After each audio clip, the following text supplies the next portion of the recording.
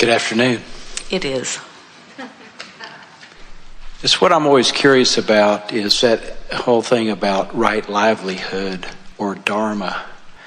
I could probably do almost anything if I just knew what it was.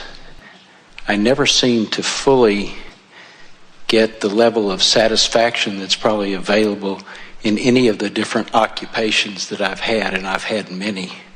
So I always wonder what it is I'm supposed to be doing. And I know that some of what you've spoken about today has addressed that. But it's like when you talk about the GPS system, and it takes you there. But what if you don't know where you want to go? Well, we have good news for you. And that is that even before your birth, you set a course. And every day since, you've been adding to it. And this is the thing we so much want you to hear, because as humans, you often think that what my work is to stand here and look around and decide now what I want. So there are courses on goal setting.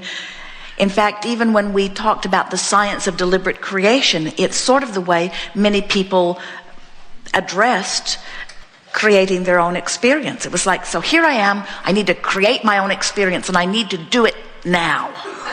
And so we began explaining that the creative process is 3 steps. The first step is ask.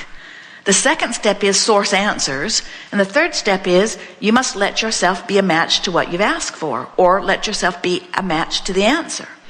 So when you look at it that way, what that means is all through every day of life, just through knowing what you don't want, you know what you do want, you've been adding to that vision.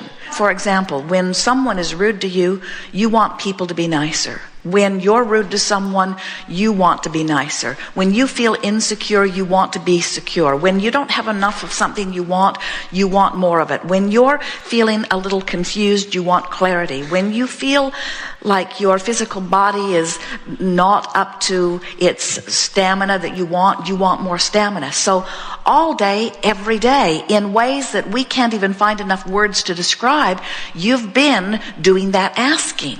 And that asking has been being answered. So that part of the analogy, and all analogies suck, remember, that part of that analogy is already very well established. You've been setting your destination incrementally, and you are amending it constantly. So much so that very often after the fact, you can see that. In other words, as Jerry and Esther are so happy evolving in this work, they can see that every single thing that either one of them did every day of their life prior to that was leading up to this. And they can feel that this is still in the process of expanding too. So when you get on to that signal, when you hear that beam and you begin moving in the direction of this thing that's been culminating for you, you don't have that question, and that's what you're reaching for. Because until you get on that track, and it's not really a straight and narrow path at all, until you catch hold of that signal and start moving in the direction of it, you often feel unfulfilled. And when you catch hold of that signal, even though it can take you through many different processes and up and down many different avenues, you can feel the rightness of the path, so to speak.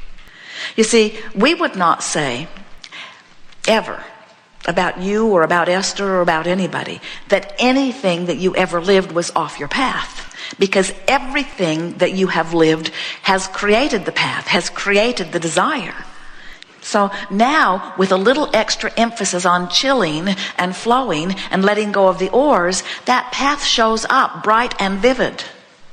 So, for example, give us some details, if you will, of some of the things that you've lived, and let us point out to you what's in vibrational escrow that we are knowing and feeling and calling you toward. When you say some of the things I've lived, you mean my occupations?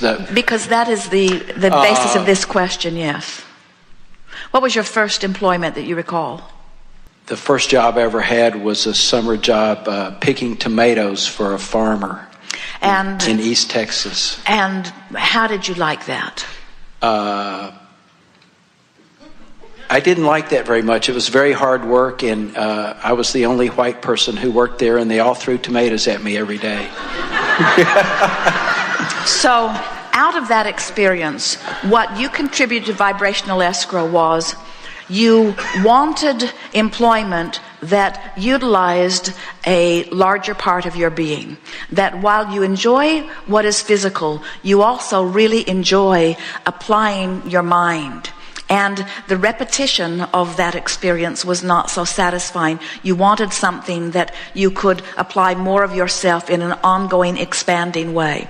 From that experience, while you appreciated them, and the diligence and willingness that you saw there, and respected that within them, and set that forth into your vibrational escrow as something that you saw as honorable, you also know, and this is the biggest thing that was born within you in that very first job, you made a very powerful statement of desire vibrationally that said, I am going to leverage myself in a way that dollars flow to me more abundantly with much less effort than is being applied here. That was the most powerful thing that came from that. Then what was your next work? When I was in high school, I worked at a clothing store and sold clothes and men's shoes, clothes. And what did that feel like to you?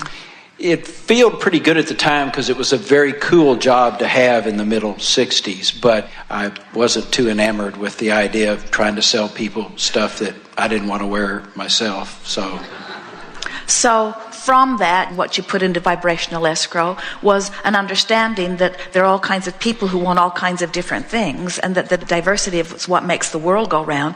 You also developed a sense of commerce and a sense of finding a product or having products that people want to come and buy and presenting them in a way that is beneficial to them.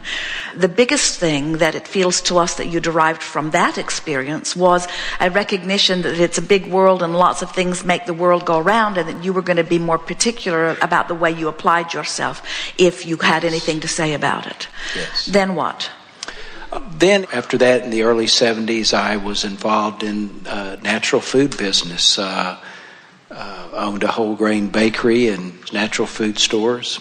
In those earlier employments that you had, you also developed a strong sense of wanting to be self-employed, of wanting to be in a place where you could call the shots and you could make the decisions, and that you could sell something that was meaningful to you, and that you thought would be of value to others. Yes? That's true. Can you identify what part of your life caused that desire to be there? In other words, it was something that you did on purpose. You didn't just stumble into it. Oh, I believed in it. You believed in it and wanted to do it because? Just seemed like the right thing to do.